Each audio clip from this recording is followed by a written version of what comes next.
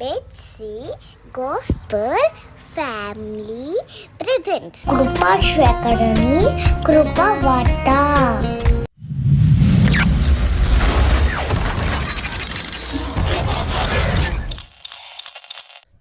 లోకరక్షకుడును మహాగణుడిని యేసుక్రీస్తు వారి యొక్క అత్యున్నత శ్రేష్ఠ ఘన పరిశుద్ధ నామములు మీ అందరికీ కూడా ప్రత్యేకమైన వందనాలు తెలియచేస్తూ ఉన్నాను.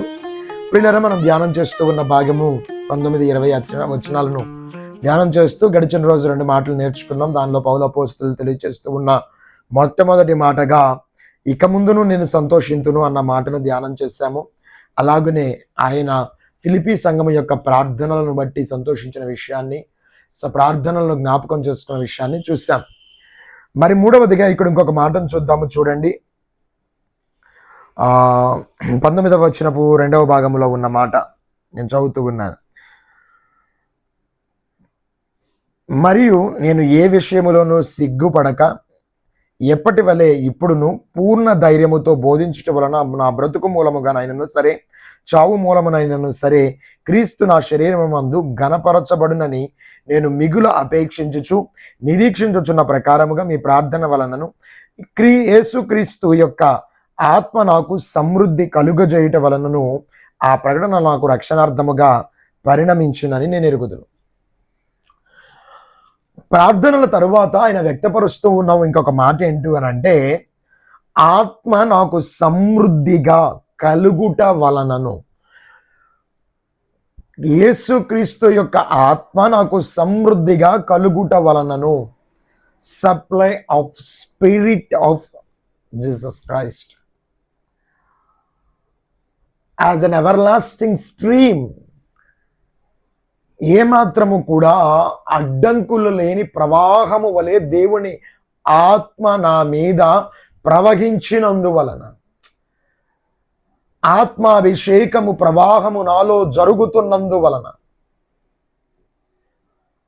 స్వకార్యములు కాదు కానీ నేను జరిగిస్తూ ఉన్నవి ఆత్మ నడిపింపును బట్టి కార్యము యొక్క పరిపూర్ణత, కార్యము యొక్క పరిపక్వత, కార్యము యొక్క సంపూర్ణత జరగడానికి దేవుని ఆత్మ నాలో కారణమై ఉంది అన్న విషయాన్ని పౌలు అపోస్తలులు తెలియచేస్తూ ఉన్నారు.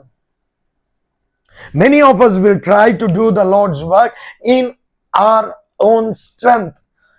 మన సొంత బలములను, మన సొంత జ్ఞానమును, మన సొంత స్తోమతను, మన సొంత స్థితులను, మనకు కలిగి ఉన్న పరిమితులను ఆలోచించచ్చు. ఈ పరిమితుల ప్రకారముగా మనకు కలిగి ఉన్న వాటిల్లోనే దేవుని పనిని చేయడానికి మనం ప్రయత్నం చేస్తాం, గింజుకుంటూ ఉంటాం, కష్టపడుతూ ఉంటాం, దీంట్లోనే ఎంతో పోరాటం చేస్తూ ఉంటాం. కానీ ఒక్కసారి నువ్వు వీటన్నిటిని అధిగమించి దేవుని ఆత్మకు నిన్ను నువ్వు అప్పగించుకొనగలిగితే, దేవుని ఆత్మ నీలో ఇప్పటి వరకు నువ్వు ఎన్నడూ నువ్వు చూడగాని రీతిలో నిన్ను పరిపక్వ స్థితులలోనికి నడిపించగలిగిందై ఉంటుంది. ఆత్మ తానే నీకు బలమును అనుగ్రహించి నీ వలన జరగక, నీ బలము చేత జరగక నిలిచిపోయిన చాలా విషయాలలో దేవుని ఆత్మ నీకు తోడై ఉండి గొప్ప కార్యములను జరిగించుట నీ బ్రతుకులను నువ్వు చూడగలుగుతావు. మనలో ఎందుకు పొరపాటు అని అంటే, we are doing our Lord's work with our own strength. మన సొంత బలములతో దేవుడు మనకు చెప్పిన పనిని చెయ్యాలని ప్రయత్నం చేస్తున్నాం. అందుకే తెలియక దేవుని నామానికి అవమానము తీసుకొస్తున్నాం.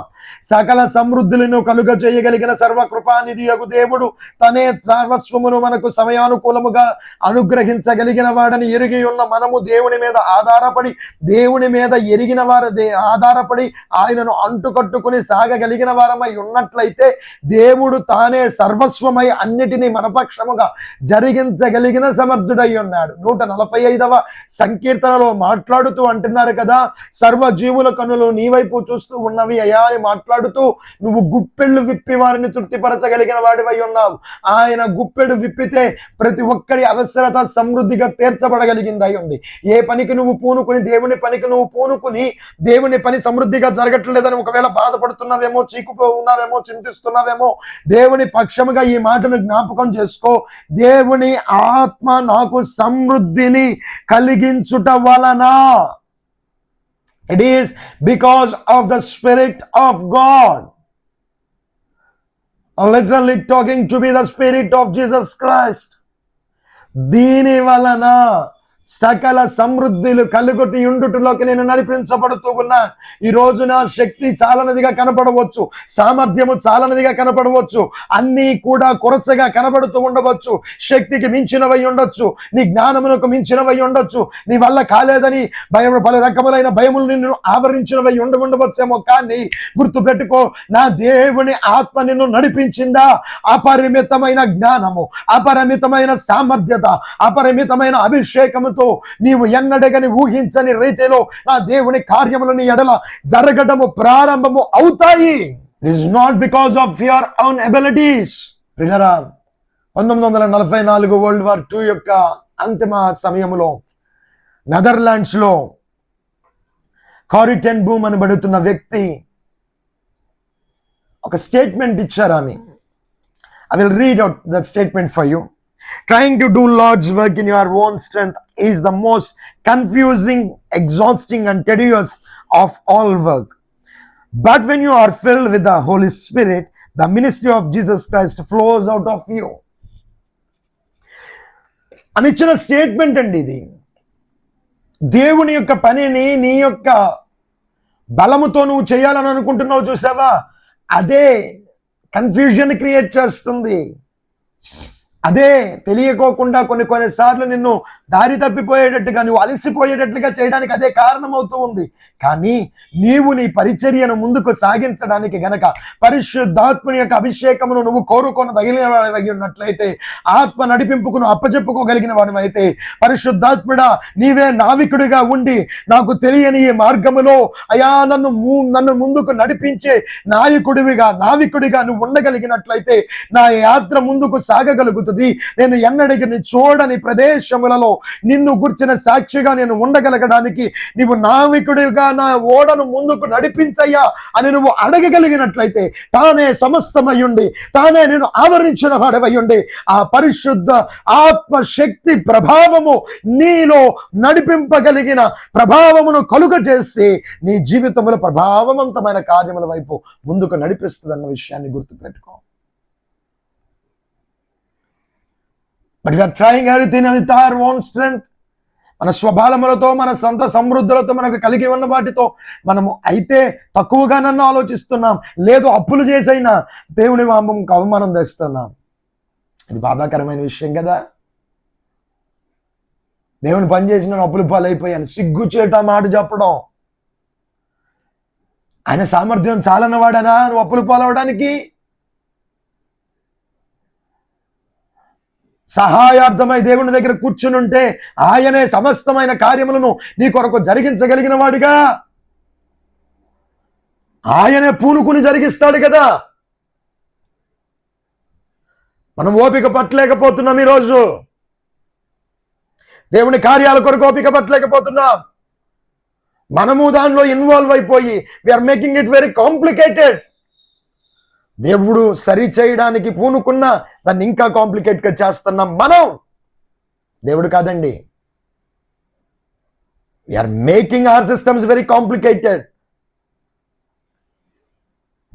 కానీ పౌలు అపోస్తలులు అయితే ఒకటే మాట చెప్తూ ఉన్నారు, ఆత్మ నాకు సమృద్ధిగా కలుగుట వలన. అందుకే నేను ఏదైనా చేయగలుగుతున్నాను. I'm very happy.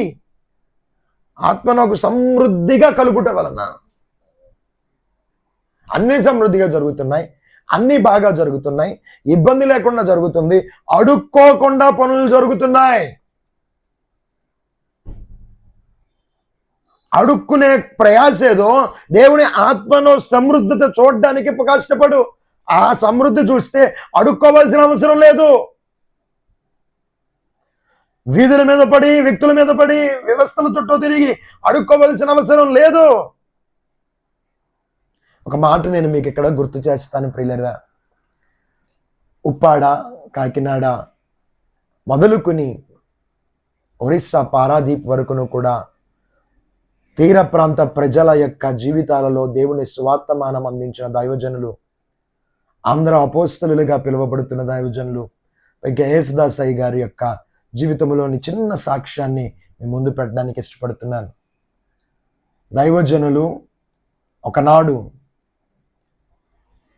ఈనాడు కాకినాడ ప్రాంతములో పేరు మోసిన దైవజనులుగా ఉన్న ఒకళ్ళు, పేర్లు తీయడం సబబు కాదు గనక నేను పేరెత్తట్లేదు, వారు వచ్చి దైవజనుని దగ్గర కూర్చుని, అయ్యా మా తల్లిగారు మీ వలన రక్షింపబడ్డారు, నేను ఎన్నో దేశపు సంస్థలతో కలిసి పనిచేస్తూ ఉన్నాను, మీకు కూడా ఏమైనా సహాయం నేను అందిస్తానయ్యా, వారు వచ్చారు, వారిని తీసుకొస్తాను అని అంటే, దైవజనులు ఆనాటి కాలములో వారి విశ్వాసమును బట్టి పలికిన మాట గుర్తు చేస్తున్నాను ప్రియులరా.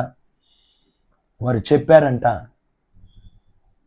నా దేవుడు నాకు ఇవ్వాల్సిన సమృద్ధి అంతా ఇచ్చారు, నా బిడ్డలు సమృద్ధిగా బ్రతుకుతున్నారు, ఇంకా కావాలి అని అంటే వారు వచ్చిన దేశంలో లేని వారు ఎవరన్నా ఉన్నారేమో చెప్పమనండి, వారికి మేము సహాయం చేస్తాము అన్న మాట దైవజనులు వాడారు. ఎంత దేవుని ఆత్మను సమృద్ధిగా దైవజనుడు అనుభవించకపోతే ఈనాడు వెంపర్లు అడుగుతూ పరుగులు తీస్తున్న అనేక మంది, నేను వారిని ఎవరిని ఏం మాట్లాడట్లేదు, ఏమీ అంటలేదు, కానీ ఒక దైవజనుడు దేవుని ఆత్మను సమృద్ధిని అనుభవించితే ఎలాంటి మాట పలకగలడో తెలియచేస్తూ ఉన్నాను ప్రియులరా. అందుకనే కదా, we should never run after money or we should never run after favours.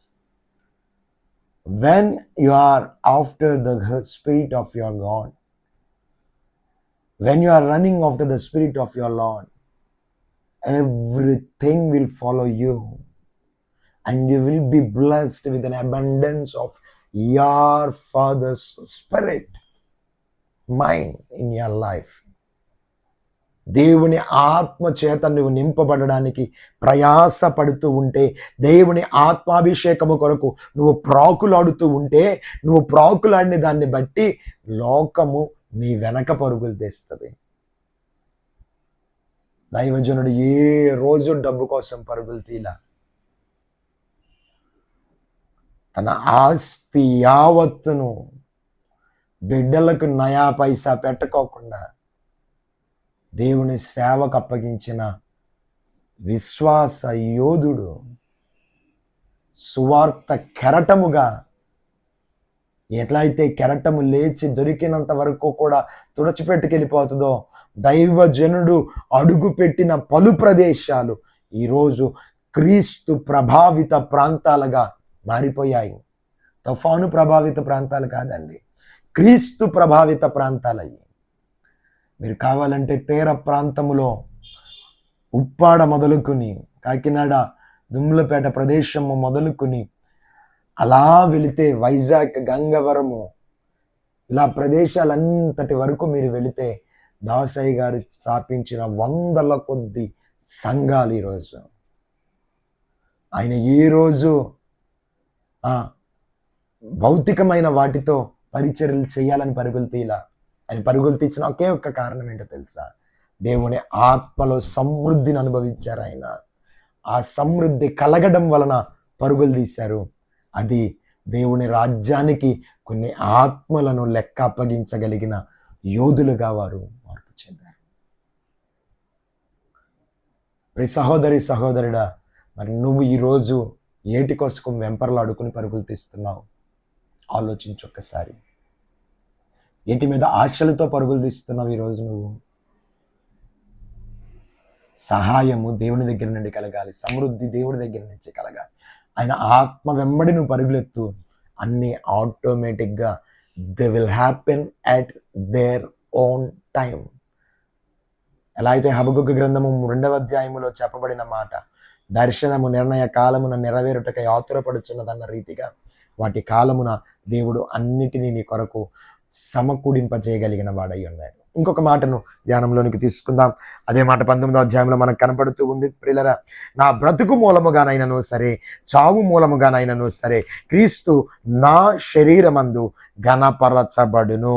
What an wonderful and a sacrificial statement. ఇంతకు మించిన స్టేట్మెంట్ ఎవరు రిలీజ్ చేయగలరండి? నేను బ్రతికినా చనిపోయినా నా శరీరమందు మాత్రము క్రీస్తే పడతారు. క్రీస్తు నా శరీరములో ఘనపరచబడుతూ ఉన్నారు. నేను బ్రతుకున్నా చనిపోయినా కూడా, నేను ఈ శరీరములో ఉన్న శరీరమును విడిచిపెట్టినా క్రీస్తు ఘనపరచబడుతున్నారు అన్న విషయాన్ని పౌలు అపోస్తలులు తెలియజేస్తూ ఉన్నారు. మరి నువ్వేం చేస్తూ ఉన్నావు ఈరోజు?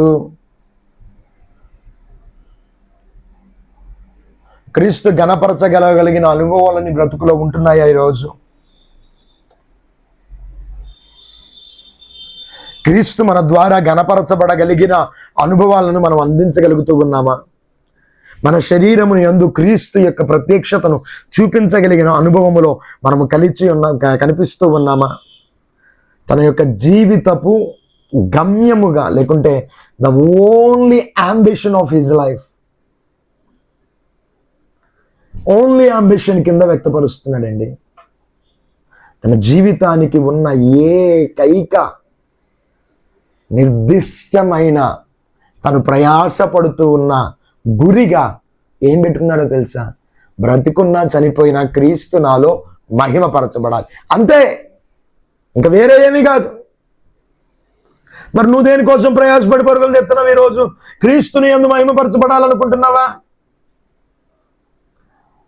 ఈరోజు కొన్ని సాక్ష్యాలు వింటే బాధాకరమైన విషయాలండి. ముందు భక్తుడు అంటున్నారు, నువ్వు పక్కకి వెళ్ళంగానే నిన్ను పచ్చి తిట్లు తిడుతున్నారు, నువ్వేం భక్తుడు అవుతావు? నువ్వు బతికుండంగానే నువ్వు పక్కకి జరిగితే తిడుతున్నారండి. రేపొద్దున్న నువ్వు చనిపోతే నీ సాక్ష్యము దేవునికి ఇంపుగా ఉంటుందా? మహిమకరంగా ఉంటుందా? గనపరిచేటట్టుగా ఉంటుందా? ఆడు ప్రార్థనకి వెళ్తానన్నాడు కానీ ఆడు బతుకంత దరిద్రమే. ఎంత బాధాకరమైన విషయం అండి ఇది. కొంతమంది ఎన్నో మేళ్ళు చేస్తారండి, పక్క వాళ్ళకి ఎన్నో మేలు చేస్తారు, కానీ హృదయ శుద్ధి వాళ్ళల్లో ఉండదండి. వాళ్ళ పేరు చెప్పకపోతే చచ్చిపోతారు. మన అటువంటి వాళ్ళ పరిస్థితి ఏమైపోద్ది ఈరోజు? ఒకసారి ఆలోచించండి. నువ్వు బ్రతికి ఉన్నా చనిపోయినా క్రీస్తు మహిమపరచబడ. ఈ మాట చూస్తే మనకు అనిపిస్తుంది, క్షమించండి, మనకు అనిపిస్తుంది క్రీస్తు నా యొక్క జీవము మూలనైనను మరణము మూలనైనను క్రీస్తు మహిమపరచబడాలని కోరుకున్నాడంటే ఎంత త్యాగం. నేనంటాను త్యాగం కాదండి, ఇట్ ఈజ్ ఎ డిటర్మినేషన్. ఇది భయము లేని తత్వం కాదండి, ధైర్యంతో మాట్లాడిన మాట కాదండి. ఒక డిటర్మినేషన్తో, ఒక స్థిర నిర్ణయముతో ఆయన చెబుతున్న మాట. ఒక మాటలో చెప్పాలి అని అంటే it is his ultimate goal దేవుని కొరకు, అంతే. ఇంకంతకంటే మించి మనం ఏమి విషయంలో చెప్పక్కర్లా. ఏంటంటే టు హానర్ గాడ్, అంతే. దేవుడు ఘనపరచబడేటట్టుగా బ్రతకడం. దానియేలు గ్రంథంలో మనం 3వ అధ్యాయంలో చూస్తూ ఉన్నాం కదా, షడ్రక్ మేషక్ అబేద్నెగోలు అంటున్నారు, ఇగో రాజా, నీకు వేడిమి కలిగిన ఈ అగ్నిగుండములో నుండి మేము సేవించుచున్న దేవుడు మమ్మలను రక్షించుటకు సమర్థుడు, ఆయన రక్షింపకపోయినను సరే. They are well committed in their life అండి. Are we really committed for our God? నిజంగా దేవుని కొరకు మనం కమిట్మెంట్తో ఉన్నాము ఈరోజు? If we are committed enough to do our God's work or to honor our God in our life, if we are really committed, we never backslide because of these faulty things happening in our life. For these tiny faulty things what are happening in our life, చిన్నగా జరుగుతూ ఉన్న బాధాకరమైన విషయాలకు, ఇబ్బందికరమైన విషయాలకు మనం అసలు భయపడి వెనక్కి జారిపోయే వారిగా ఉండం కదండి. ఎవడేదో మాట అంటే బాధపడిపోయి దేవుణ్ణి వదిలిపెట్టేస్తావు, అనుకున్నది జరగలేదని బాధపడి దేవుణ్ణి వదిలేస్తావు. How come we say that we are committed to God? దేవుని కొరకు నేను అప్పగించుకున్న వాడిగా, ఒక నిర్ణయం తీసుకున్న వాడికి నేను బ్రతుకుతున్నానని ఎలా చెప్పగలం మనం? Unless and until we exhibit this type of commitment in our life. ఇటువంటి నిర్ణయం లేకోకుండా, ఇటువంటి త్యాగపూరితమైన ఒక పరిస్థితి మన బ్రతుకులో లేకుండా మనం ఎలా చెప్పగలుగుతాం? And how can we say that we are Christians? Until we have this commitment in our life, saying that I'm a Christian is a very, very, very, very disgusting thing. చాలా బాధాకరమైన, అసహ్యమైన విషయం అండి. రియల్ కమిట్మెంట్ దేవునికి ఒక చుట్టపేక చూస్తే ఆగలేకపోతున్నావే. నువ్వు చావు వలన దేవుని మహింపరుస్తావా? ఎలా ఇది? How can you honour your God? బాధతో చెప్తున్నానండి ఈ మాట. నేను చిన్న చిన్న విషయాల్లో తప్పిపోతున్నావే. Are you really committed to your God? No, we are not. లేదు, మనం నిజంగా దేవునికి కట్టుబడిన వారిగా లేమండి. యోహాను భక్తుడైతే మాట్లాడుతుంటున్నాడు, ఆయన హెచ్చవలసిన వాడై ఉన్నాడు, నేను తగ్గవలసిన వాడినై ఉన్నాను. దేంట్లో తగ్గవలసిన వాడినై ఉన్నాను? గౌరవం ఒక్క దాంట్లోనే కాదు, మన బ్రతుకులకు దాన్ని ఆపాదించుకుని నేర్చుకోవడం మొదలు పెడితే చాలా విషయాల్లో మనం తగ్గాల్సిన వాళ్ళమై ఉన్నాం. కోరికల్లో తగ్గాలి, స్థాయిల్లో తగ్గాలి, స్థితుల్లో తగ్గాలి, స్తోమతల్లో తగ్గాలి, అనుభవాల్లో తగ్గాలి, వ్యాపకాలలో తగ్గాలి. కొద్దిపాటి కష్టాన్ని ఓర్చుకోలేం, కొద్దిపాటి బాధను ఓర్చుకోలేం. అన్ని సౌఖ్యాలు అన్నీ మన మన దగ్గరికి చేరితే తప్ప మనం దేవుడి పని చేయలేం. మనం ఈ మాట చెప్తున్నాం. ఎంత దౌర్భాగ్యమైన విషయం ఇది. పౌలు భక్తుడు ప్రతికూలతల మధ్యలో ఉండే మాట చెప్తున్నాడు, నేను నా జీవించి నేను చూడండి ఒకసారి, నా బ్రతుకు మూలమునైనను నా చావు మూలమునైనను ఏం చేస్తున్నాను? నేను క్రీస్తునే ఘనపరచు వాడనై ఉండాలి అని మాట్లాడుతున్నాడు. నీ బ్రతుకుంటే నీ బ్రతుకైనా దేవునికి మహింకరంగా ఉండాలి. నువ్వు చనిపోయిన తర్వాత నీ చావు కూడా దేవునికి మహింకరంగానే ఉండాలి, ఘనపరిచే విధంగానే ఉండగలగాలి. ఎంత బాధాకరమైన విషయాలండి, ఎంత బాధాకరమైన విషయాలు. ఆలోచించండి. ఈ సహోదరుడా, ఎన్నడూ ఎప్పుడు ఒక్క విషయం అయితే గుర్తుపెట్టుకో, అవసరమైతే పస్తైనా ఉండు, తప్పులేదు. కడుపైనా కాల్చుకో, తప్పులేదు. కానీ క్రీస్తుకు అవమానకరంగా ఏ రోజు బ్రతకమాకు. సింహపు పిల్లలైనను లేమిగొని ఆకలి గొంటాయేమో, కానీ నన్ను ఆశ్రయించిన నా ప్రజలు ఆకలి కొనరు అని దేవుడు చెప్పాడు. తన పిల్లలు ఖాళీ కడుపుతో పడుకుంటే చూసేవాడు కాదు దేవుడు. నీకు అందవలసిన సహాయాన్ని ఎలా అయినా అందిస్తాడు. అంతేకాని ఆ ఆకలికని నీతి తప్పి బతకొద్దు. ఆ ఆకలికని నీ దేవునికి అవమానం తెచ్చి నువ్వు బ్రతకొద్దు. దేవుని కొరకు త్యాగపూరితంగా బ్రతుకు. దేవుని కొరకు నిన్ను నీవు అప్పగించుకుని ఒక కమిట్మెంట్తో బ్రతికిన దేవుడు నా ద్వారా మహింపరచబడాలి, నేను చనిపోయిన దేవుడు నా ద్వారా మహింపరచబడాలి, ఒక కమిటెడ్ లైఫ్ని అలవాటు చేసుకో. అలవాటు చేసుకుంటే ఆఫ్టర్ ఆల్ అని అనిపిస్తుందండి లైఫ్ మీద. ఆఫ్టర్ ఆల్ అని అనిపిస్తుంది. తర్వాత మాటల్లో చాలా అమూల్యమైన మాటలు రాశారు. రేపటి దినం నుండి మనం ఆ మాటలు ధ్యానం చేద్దాం. తల్లి ఉంచినట్లయితే ఈ మాటతో ప్రార్థన చేసుకుందాం. అయ్యా, నీకు వందనాలు చెల్లిస్తున్నాము తండ్రి. నా ఒక్కసారి మమ్మల్ని దర్శించండి. ప్రత్యేకంగా ఈ 2 మాటలని సముఖంలో పెట్టి అడుగుతూ ఉన్నాము. మా సామర్థ్యముతో మా బలముతో నీ పని చేయాలనుకుంటున్నామేమో. మా జ్ఞానము, మా యుక్తి, మా తెలివి, మా యొక్క స్తోమతలను చూసి నీ పని చేయాలనుకుంటున్నామేమో. అవన్నీ ఎంత మాత్రం ఎనదగినవి కాదు. కానీ నీ వైపు చూస్తూ ఉన్నాం. నీ ఆత్మ నడిపింపుకు అప్పచెప్పుకుంటున్నాం. నీ ఆత్మ మమ్మల్ని ఏ రీతిలో నడిపిస్తుందో ఆ రీతిలో అడుగు ముందుకు వేస్తూ ఉండగా నీవే నీ కార్యమును సమృద్ధిగా జరిగించుటకు, సకల జనులకు ఆశీర్వాదకరముగా జరిగించుటకు అయా మీ యొక్క ఆత్మ సమృద్ధి మాలో కలుగు చేయమని ప్రార్థిస్తూ ఉన్నాను. ప్రత్యేకంగా పౌలు భక్తుడు చెప్పాడు, మా బ్రతుకు మూలమునైనను చావు మూలమునైనను నీవే మా యందు మహిమపరచబడాలి, ఘనపరచబడాలని అన్నాడు. అటువంటి బ్రతుకు మా అందరికీ దయచేయండి. మా బ్రతుకు వలన మీరు మహిమపరచబడాలి, కానీ మా వలన మీకు అవమానం రాకూడదయ్యా. కొంతమంది జీవితాల్లో తీసుకుంటున్న తప్పుడు నిర్ణయాల వలన మరి చావు కూడా అవమానకరంగా మారిపోతుంది. వాటికి దూరం చేయండి, ఈ కార్యాలు జరిగించండి, ఈ కృపను అనుగ్రహించమని. ఎవరైనా ఒకవేళ తప్పుడు నిర్ణయాలలో ఉన్నారేమో, హృదయాల్లో పురికొల్పన కలుగచేసి నీ సన్మార్గములోనికి నడిపించమని కోరుకుంటూ యేసు ఘననామములో ఈ మనవులను పెట్టి అడిగి వేడుతూ ఉన్నాము తండ్రి. ఈరోజు పుట్టినరోజు వార్షికోత్సవాలు జరుపుకుంటున్న మీ అందరికీ కూడా ప్రభు పేరిట శుభాలు తెలియజేస్తూ ఉన్నాను. దేవుడు మీ అందరినీ దీవించి ఆశీర్వదించారు.